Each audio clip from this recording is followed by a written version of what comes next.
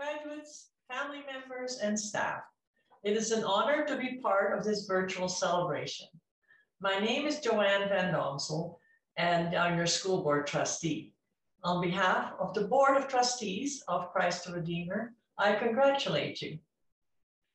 Our board's vision is that of excellence, faith, and service to others. How can you bring this vision to fruition? There are basically four paths that we can choose to walk: the path of exploitation, the path of apathy, the path of self-loathing, and the path of acceptance, kindness, and of grace. You are not blind. You see what those who have chosen the path of exploitation have done to this world. How we are drowning in our own waste and poisoning the air that we are breathing, stripping the forest of its wealth and the seas of its riches. You cannot possibly think that this is anything but a crime against nature, a crime against their future selves. Now, how are we to respond? With apathy? What good will it do to sit around and wring your hands and curse the fate that brought you to live in times such as these? You're not helpless. You're not without resources. So if you and those sitting beside you are apathetic, so where is the leadership going to come from?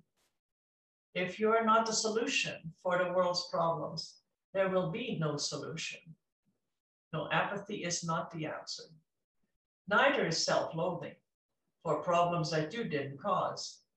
You did not create this world this way, and nor did we. We inherited the mess from those who inherited an even greater mess. You want to talk to my parents and their generation who faced World War II with all its atrocities about the world they inherited? Let me tell you about that generation. Not many were looking for opportunities to exploit what was going on around, to exploit for their own advantage. Most of them looked for opportunities to give of the little that they had for the greater good in the world. They didn't sit around apathetically saying, "What should we do?" They simply rolled up their sleeves, they got to work. Nor did they blame themselves for the things that had happened to their generation.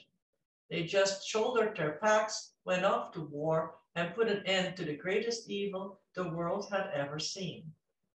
But you know what I remember most about my father? It was not that he was a hero or he faced enormous danger. He did. What I remember about my father that sets him apart was that he was the kindest man I ever knew. What will you remember about the parents who raised you, the friends that have grown up with you, and your teachers that have tried to help you? Is it that they were brilliant, that they had an answer for every question that you asked, that they were talented, wealthy, or good looking? No, not really. You will remember how your parents drove you to hockey, baseball, dancing, and music lessons, how they came home dog-tired and still helped you with your homework and tucked you in at night, then made you supper and lunch. How your friends congratulated you when you got good marks and consoled you when you didn't. How they supported you when they had problems that even were bigger than your own. How your teachers patiently answered your endless questions about the lesson they had just 5 minutes ago taught.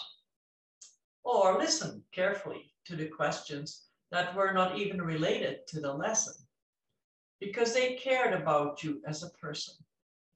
Where did all that listening, all that caring, all that effort, where did that come from? It came from kindness. We all of us have tried to do our best to do you good.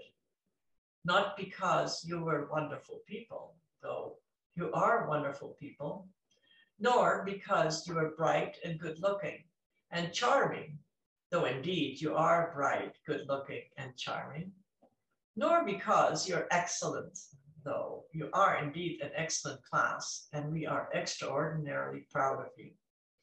No, because we have tried to build what we could in your lives through kindness. Because it is kindness that makes a life worth living. It is kindness that strengthens the heart for the challenges ahead. Kindness that sees a vision for the future and works fearlessly to get there. Kindness that builds resilience and hope, determination and character. If you think this path of kindness is going to be easy, you are fooling yourself. There are plenty of people out there who are trying to hurt you. You have met someone of them already, and if you haven't, you will.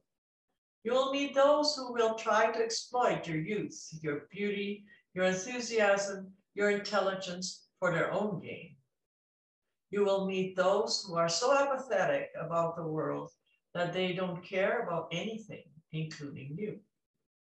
You will meet those that are so filled with despair, regret, and self-loathing that it spills out of them to everyone, including you. They will try to unload their own hurts and pains onto you. Don't let them. You don't have to become like those who you meet. You don't have to accept their definition of the world. You can choose to define yourself by your own terms. And in the face of all that is broken and hurting in this world, you can choose to walk the path of kindness, to achieve your goals in life. Be kind to yourself and to others, and may others in return be gracious and kind to you. God bless.